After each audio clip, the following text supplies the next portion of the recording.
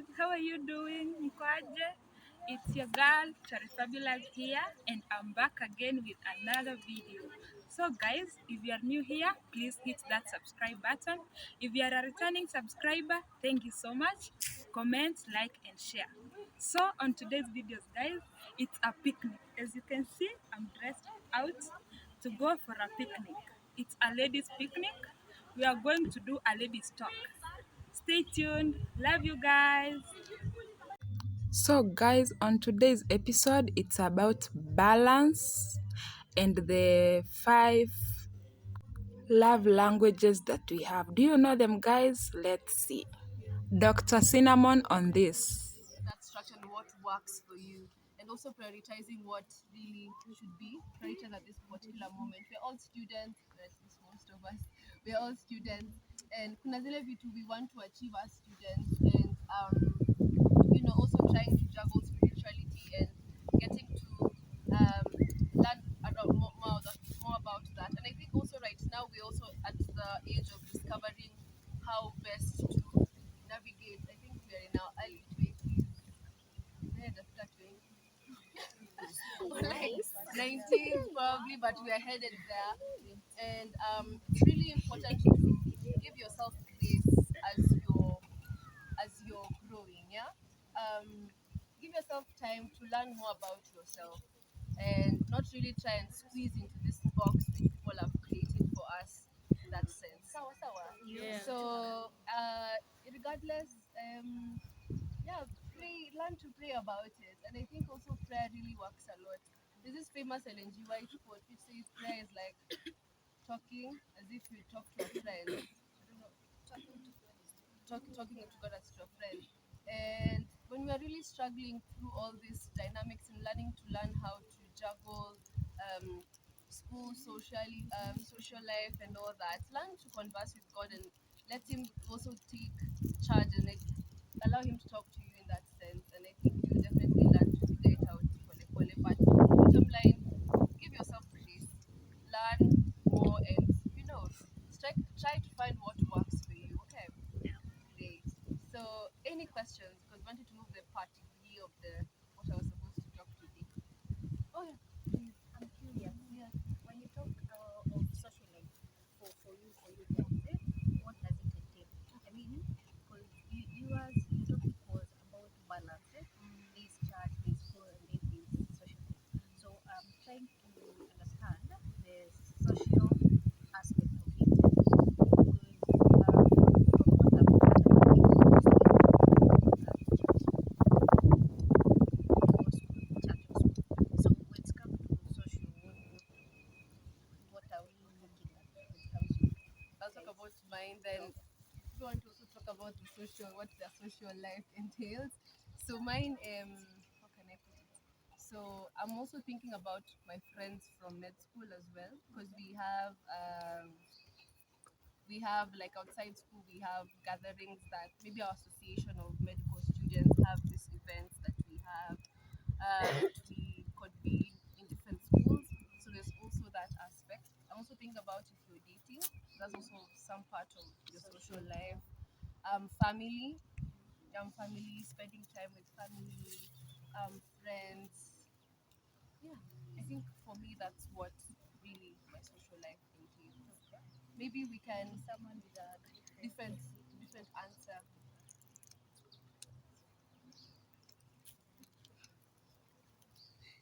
hamuna social life? I'm actually we have social lives, yeah. Don't overthink it. Equal. Probably after class, clubs. I'm also thinking clubs. People are part of clubs or participating in any sports, a sporting activity. I've mentioned everything. Yeah. Yeah. So Yeah, because I'm here drawing it from my experience. Yes, I was in the church, serving in the children's ministry, praise team. I was in school. See, nursing is a bit demanding still, and this the social life, which I went out 100. I gave 100 to everything. Social life, God, you find uh, the guys who are so much into church, it's not a bad thing. It's not, huh? But you find kuna wale wenye wanapezwa sana na kanisa, you forget these a part of life yenye iko outside church. Yenye if you don't go out there and experience that other side of life, ikifika penye sasa unatoka to be exposed to that life, you don't know how to navigate ile kabisa. You don't know how to navigate because you've known it's church, it's everything, such that hata kwa friendship, when you live here you will find friends wenye sio wa esteem. How do you deal now with them? Because you've been here, Bible study, choir, ukitoka the friends that you've created ni kanisa, hiyo ukipige. But you see out there, you still make other friends from outside the church. So how do you get to right now? Unafika hapo unapata hii amekwambia twende hivi, and since you don't know how to handle this other side, utajipata ukipotea cause utanifuata tu even though unifuate without really being ile kabisa. It's from your own volition. So I feel as much as we love the church bit, it's good to also have a life outside church. And you see, in campus, I might be wrong. You can correct me. Uh, when ikukuja ni campus, there's so much freedom, na yes, and guys tend to ndo usikue, and then huku umetoka, mi nimetoka ushago huko ndani kabisa. So nile ukikuja kuna hiyo, since umelelewa kanisa, kuna there's a part of you yenye inakwambia inafanya hivi kwa kufanya wasikie, but deep down you know you're still evolving. There's a new person in you that haikuwa unajua, but it's there, it's bound to come out, right? So it's good to even allow that other person in you kutoka. Yes. Itakusaidia out there. Yeah. Which I know, yeah, I know we'll handle part of that conversation, but I feel it's okay. You see, uh, umetoka kanisa, fine. These Bible study, fine. You have your studies, fine. It's good toka na rafiki, enda jua mahali fulani wasi wanafanyanga nini. Again, ile tu just to be exposed in a way that hata ukajipata in a similar situation, you know how to handle, yeah, to handle yourself. I guess that's it. I don't know how you guys are trying to find that balance now that I've had most of the time you guys are involved in church activities. But it's always good to find something outside church.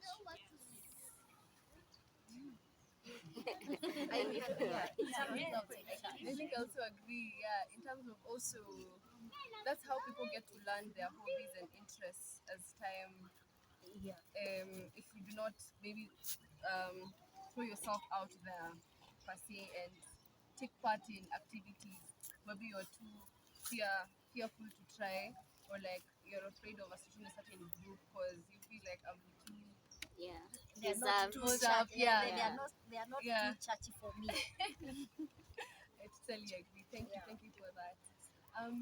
Yeah, maybe any other comments in regards to that or question? No, watu wananipa jua. Just to say, imagine there is nothing wrong with attending those social things. For example, like when you're not in church, or you're not in class, imagine you can just wake up and go for swimming, and there's nothing wrong with that. Just go to the library, or just go, with a friend for a cup of coffee. There is nothing wrong with that, and it's not sinful, by the way. si ati doing these things zenye haiko kwa church ati imekutoa kwa church. Imagine wewe ni wa God bado na wewe ni wa church. It's only that teach yourself other things. Go learn how to cycle, go hiking, read book, go give motivational talks, go, I don't know, just do something with your life apart from being contained apart. Yeah. Thank you for that. Question, guys. Question or comments? Oh yeah. Hi, once again. Hi. So I think yes, it's DS with all the names. Shalom, brethren. Oh, Brekiwa, you're taking a full crate of Fanta fashion and all that. But me, what I believe, okay, first of all, I'm a very social person, and there's something we call temperance, and too much of something is poisonous, right? And also, what without play makes Jack and something of the sort. I totally agree with what Willie was saying.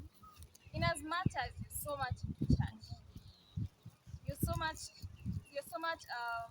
associating with your friends from church, there is a higher chance that you won't even know what happens outside there. So I think, because this is a very healthy environment for all of us, because this is a very diversified place.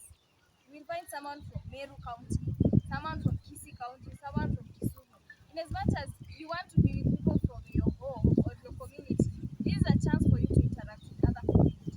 So as well, okay, it's okay, have those friends that you come with them from home. But since you're in that circle, inner circle, it will be so hard for you to evolve. So hard for you to learn about other people, other cultures. Same way comes in church. Yes, you're in church, but as you are in church, also have a life outside there. Through interacting with people elsewhere, other than people from church, you will be in a good position to be diversified. And in this time that we are living, in this 21st century, your network is your network. Sawa sawa? So if you are having just the same people around you all the time, every other time, there's a likelihood that you won't learn about other things elsewhere. So in as much as you're in church, yes, be in church, but have a life out there. And when you're having a life out there, remember everything that you do will be brought to judgment. So even if you're out there, ensure that whatever you're doing gives full glory to God. Sawa sawa? Yes, have a life outside church, but remember who is watching you. Yes. Personally love, and it's about me or like developing more of a self-worth and self-esteem. Yeah. As people were introducing themselves, somebody commented akanasema ati, I love this, my next person's like a confident, anajijua. Tunaelewa what we mean mtu akisema anajijua. What is kujijua? Kujitambua. What is kujiaminia? Okay. Let's get into the intricacies of that. What is kujitambua? Like what, maybe tuko na different definition ya self esteem. Maybe wewe ukiona msee mwingine anaongea kwa podium huko mbele, you'll assume akona a very high self esteem. Or ukiona mtu mwingine anafanya nini,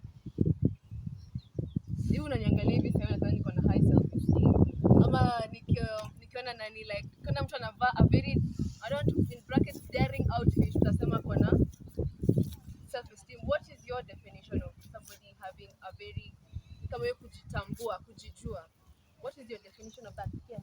Okay, my definition about self-esteem Yeah. is the way mtu anafanya kitu as in ate the things watu wanasema. Yeye anajua Yeah. nimefanya it correctly. Yeah. So haji second guess, like ana move, like anajua what I'm doing is right. Okay, good. Thank you so much. Anyone else from this side? Okay, yeah, let's take it.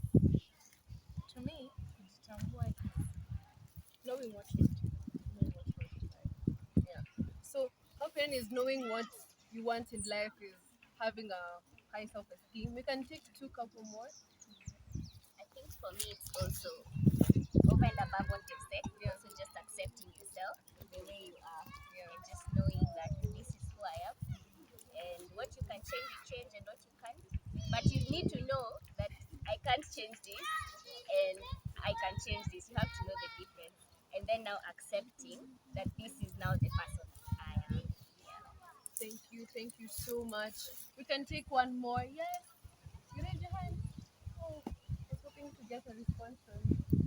This side, one more, just one more person. What is self-esteem to you? Ama kujitambua, kujijua. I think nothing beats a personal story, and I'll start with myself. I was not somebody.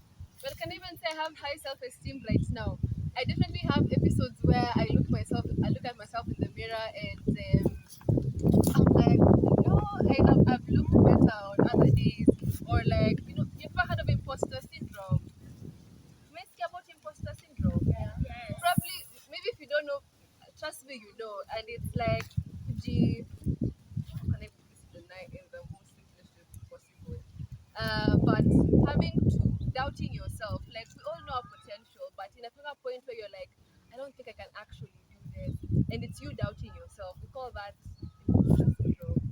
And personally, I can say I have not truly attained, because in my head I always think self-esteem nipata mtu anajijua vizuri ni mtu mwenye haizi kama kona idea kwa akili yake, she will definitely go with that idea and will fight for that idea.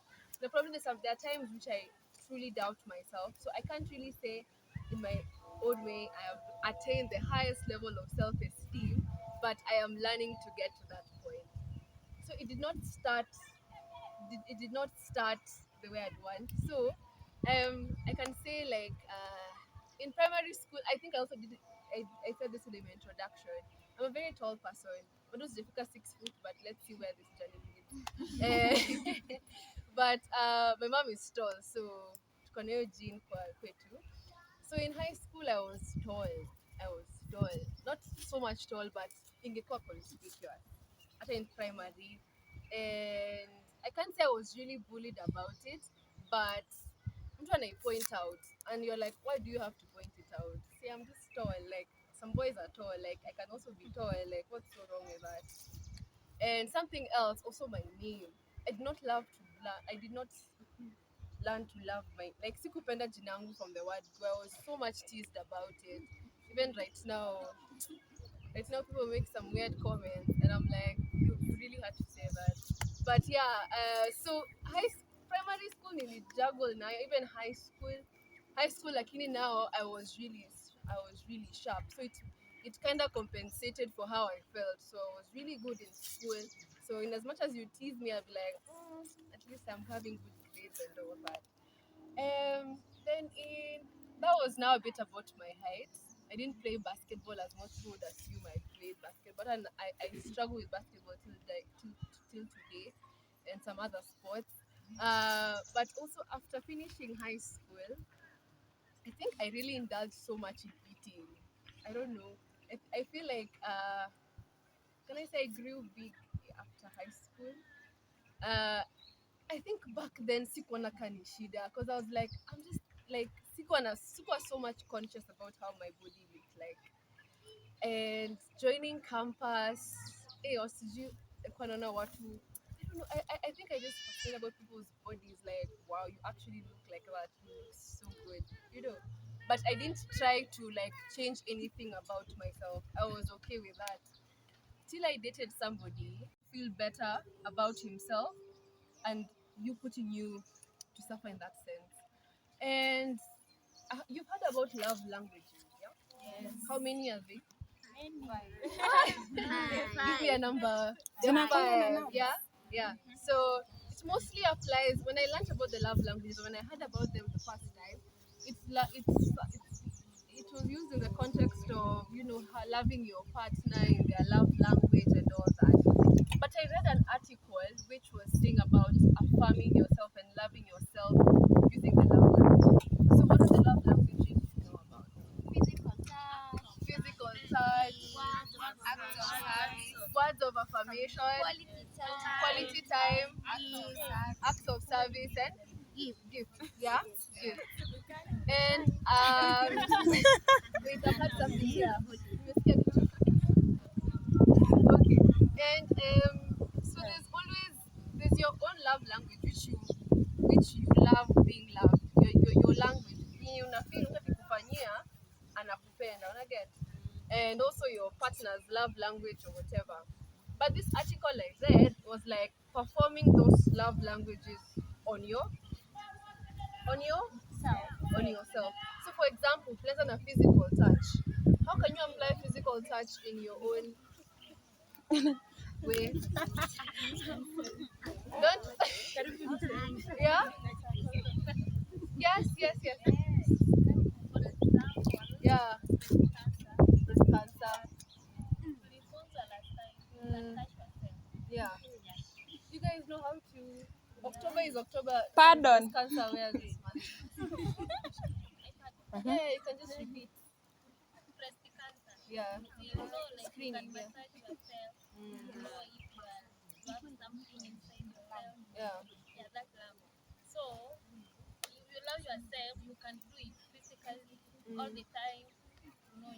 Yeah. And I think this is the I saw the Alu leader was here. Oh yeah, this is something also you can also talk about health. As women, there's things like, breast cancer we need to be aware of. We can definitely organize one in the future. But you know how you all go about screening yourself or like feeling for lumps in your breast and like I'm demonstrating it because we do it a lot. So yeah, that is one way. Also giving an example of, in terms of caring for yourself, in terms of hair, nails, skincare, what else? Showering. Take your time. It's your body. Oh yeah, take your time for sure. Wash everything. For sure. Yeah, kila mahali, take your time. Yeah. So ukiona mtu ana take long kwa shower ama ni ako na hiyo skincare routine or hair routine or like what is that? Also working out. Working out is also one way of, I feel it's really important when it comes to aspects of physical touch, but in terms of how you look, yeah. But that is one way. You can apply that. The second one was words of affirmation. Do we encourage ourselves? Do we tell ourselves how much we are worth? Especially and the ongoing femicide crisis. It's something that has been ongoing, but imekuwa on the spotlight for such a sign of because of some certain cases. But I feel like we definitely do not tell ourselves how much we are worth. Yeah, and do you know how much we are worth, honestly, guys? Like, and maybe it goes to telling in the morning, telling yourself in the mirror, or affirming yourself every time somebody makes a very weird comment or a hate comment. That you have to remind yourself that you are worth it, that I am loved, that I am precious, and all those things. Yeah. The next one is acts of service. What are examples of acts of service we can do on ourselves, perform for ourselves? Acts of service. Nani love language yao ni acts of service? Me, mine is acts of service. Yes, can give us an example. Mine is for set up your marriage. I appreciate when my husband brings our goes to the kitchen. Yeah, for sure. Take care of the children. No, alikuwa anauliza Examples. on yourself. Yeah. You cook yourself a very good meal. Yes. Set the table. Take a fork, a knife, and a spoon. And and you just treat yourself nicely. For sure. You know those nice things we do for people. Because immediately tunajisahau. We really forget ourselves. Like, I love making pancakes. So maybe I can make pancakes. Nieke kwa ile plate nzuri kwa nyumba. Nieke nikule, use your knife, all those things. You don't have to wait for somebody to do them for you. You get? It's an example of an act of service we can also do. Aside from cooking, I heard somebody say they don't love cooking. This is very valid. Just like you said, just take care of yourself. Yeah, Do your hair, do your nails. everything. Yeah. Yeah, for sure. You can do them yourself you want, or get someone to do it for you. Yeah, for sure, definitely. So it's all about performing. You know, whatever you'd want to do, you do it upon yourself. Yeah. Yeah. There's quality time and like spend time with ourselves. Who journals? None of a book where they journal things and talk about whatever happened, or some of us don't. Maybe it's yeah. How else do we spend quality time with ourselves? Or how do we do it? Clearly we don't spend quality time with ourselves. Take a novel, Yeah. sit down by yourself, read a magazine, watch a movie by yourself. Like, just be on your own. Yeah. Me time, Yeah. yeah. Eh? Ile ya me time. Yes, Me time. have you time yenye you're not sharing with anybody else. Go to a restaurant, Yeah. eat and pay and leave. Hidden gems. Go there. Save Take up. yourself out. Take yourself out for sure. Sleep. People who enjoy sleeping. Take some time and rest. You know. Anyone else wants to add on to that? Okay. The last one is gifts. Gifts. What nice things do we buy ourselves? Ama huyu ni ule mtu anasemanga acha pesa. May have a different perception. But if I save up, I will definitely not buy what I want. Sasa hivi wanasema sasa hivi unaweza amka kesho kitu ni 1 million. Like afadhali tu buy. That's not a good way of living, but anyway. But still, like we should learn to appreciate ourselves, yeah? Gifts, some of the nice gifts, probably something you wanted for a very long time. Learn to also give yourself that. I think most of us really get carried away with wanting to buy something for somebody else or trying to please someone, and then unajisahau. Yeah, I'm a victim of that, and I'm slowly learning. I'm learning that. Yeah. Okay. Anyone who else wants to add on the gifts of the what is it? The love languages bit. For me, my friend knows that it's the small things that you do for yourself that count. Don't wait that you are waiting for the millions when you can only get a job. No, just the small money that you have. Buy yourself something nice and feel nice about yourself. Thank you for that. Anyone else? A question or a comment on the love languages or a clarification if probably you want a clarification on that. Okay.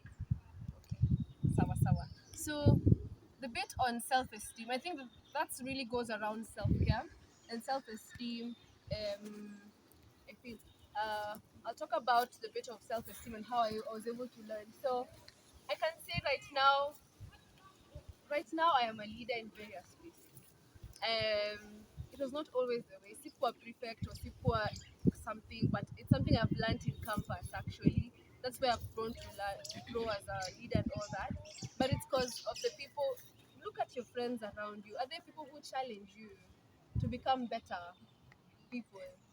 Well, our friends really know who we are, and also they know. And I know you say probably are very uncomfortable around some people, or they know our personalities, or yeah.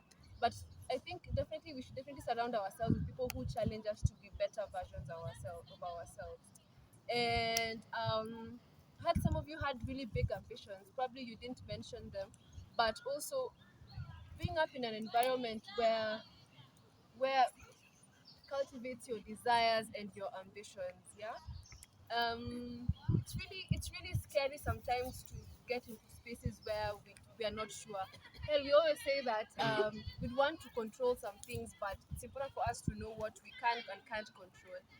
But being in a space where, because the only permanent thing is change, and change is inevitable in every spaces that we're in, and it's important for us to be able to have a community, a sense of community, or like people who can be able to push us to be greater versions of ourselves. Yeah.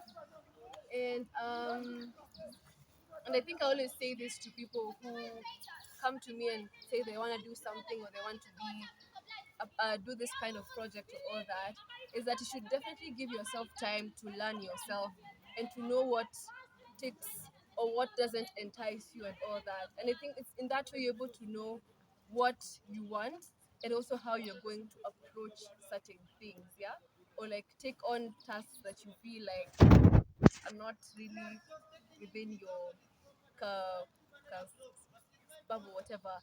But yeah, maybe we can also get to learn. I think that's how, from my own personal experience, I've been able to learn about having a more like a sense of self-esteem.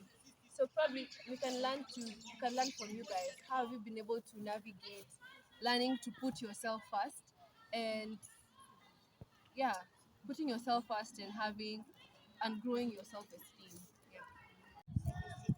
You know, this okay, si marafiki, but you can just meet people who just wanapenda tu kufanya to feel you are not even worthy, you're not even valuable.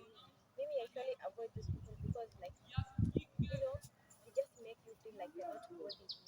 So avoiding them can make you feel like that toxic. Yeah. Sina negative energy. Yeah. Nasema huu mwaka ni wa mwaka ku Wakuforce. but the people energy, like people, some people who you feel are not really supportive of what you want to do, or like you can always pick up those small traits when you say you want to do something, but there's always a negative comment. We say the lulu is but people who are able to push you for sure, and trying to stay away from people who really drain the optimism and psych that you have of life and anything basically. So thank you for that. Anything else? Yeah, I would say on the bit of feeling good about yourself. You can try, you dress well, you look good, you smell nice. Such things for me. When personally I'm dressed well, I smell good, I look nice, it boosts my confidence. So when I'm walking, I know like hata kama no one compliment me, I know I'm okay. So yeah. Thank you. So that also goes on the bit of taking care of yourself to be able to boost your esteem, yeah. So yeah, thank you for Esteem. Took me back. Yeah? I'm one person who have struggled so much na self-esteem. High school, hadi campus, hadi penye nimejoin college. Now, growing up, I was a very confident kid. Doing presentations in church, and so nilikuwa na hiyo confidence, hungeniambia siwezi fanya kitu. And then I joined high school. So the high school nilijoin, kuna hao watu wa Nairobi, mimi ni wa Ushago. So umefika hapo na English yako yenye unang'oa kila mahali, and then there is the Nairobi kids with very polished English, as in unakaa wana kuintimidate, and they keep pointing at those two flaws that you have, and that took me from 100 to negative throughout high school, the 4 years in high school. And I used to do short hair, just to give it. I used to do short hair. I wasn't this bright. Pesa ni sabuni. I wasn't this bright, and nilikuwa kadogo, such that my nickname was Kadot. So you can imagine how small I was. So through high school, mtu anakwambia you cannot, unaenda kuongea, someone is pointing out those small mistakes. They made me feel like I'm not enough. As in, hakuna kitu kingine unaweza fanya. Huwezi simama mbele ya watu kuongea. And hapo, from a girl who used to stand in front of church peke yake, to a person that cannot stand even 5 people wakiwa mahali pamoja tunaweza ongea. I also developed anxiety, such that ningeanza kuongea hata vitu zitapotea. As in, I guess there's a time I got an anxiety attack. I don't know if you remember to a church. As in, I was to lead the song, and then I saw how at water, and I froze. So you can imagine vile hiyo self-esteem ilikuwa imepelekwa chini. So from there I started working on it. And no, the funny thing is at times unaweza kosa kujua kwamba hiyo self esteem yako haiko mahali penye unadhania iko. It only takes a small comment kadogo tu hivi and you realize by the way, and inaanza yes, you like alisema ukweli. Ni kama you see now you start realizing you need to lose weight. You start realizing, hey, I need to check on my diet and all that. Yeah? So I started working on it. Nimefika mahali yenye nimefika 1,000. There is nothing you can tell me. which right now I am that bold person yenye actually in marriage tunagongananga because of that boldness. I have such a big ego that you cannot bring me down. Why? Reason, I've been below pale chini, so I know how it feels, and me working on it over time, so there is no way I can give you a chance for you to bring me down kwenye nilitoka. So most of the time utapata hata si issue na vile unakaa. Utapata ni maybe you like serving in church, fine, but kuna mtu ako pale afikiri that you fit to be there. Unajipata umeanza hata ku withdraw church, utaki kuenda hapo, utaki kuchukua responsibilities in church. It's not about just the way you look, it's even how you do things, how you carry yourself out there. Maybe you are an outgoing person, mtu akataja tu kitu kamoja and you start withdrawing and you become now an introvert, someone who was an extrovert. So it's a whole thing. It's not just how you appear, it's how you do things.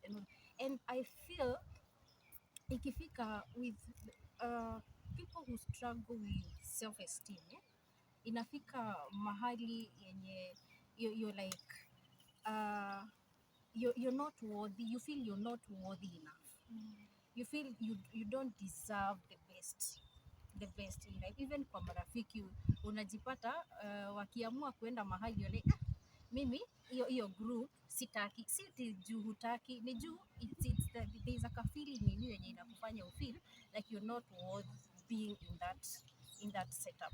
Na in campus setup, I don't know if ni mimi tu nili experience hii, but unapata mtu tu hata anaweza kudharau just because nimekuona tu hivi sijakulike, and then you're there, unajua you're very likeable as in unakosa kunilike aje, unaanza kujiuliza ni nini hiyo nimefanya, ni nini naweza change. You find you battling that, utajipata ukifanya vitu zenye sio wewe, just trying to please that someone so that you can try to fit in.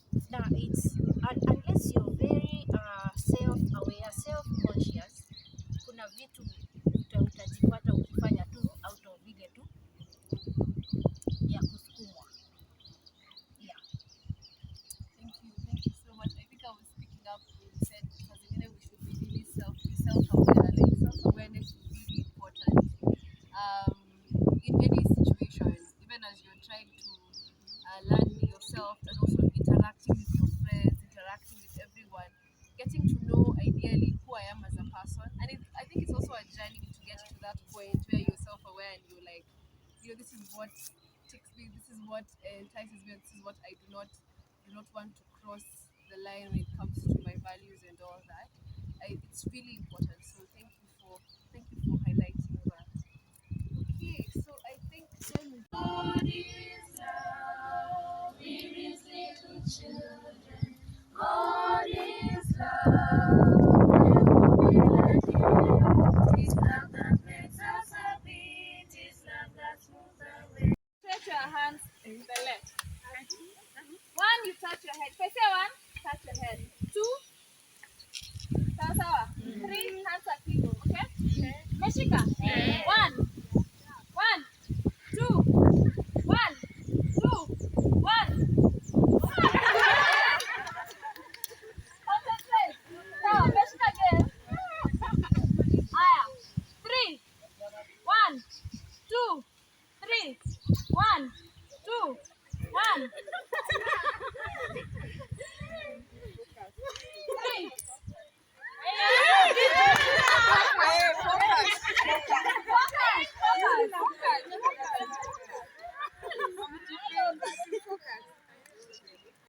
So that was it, guys. Hope you have learned.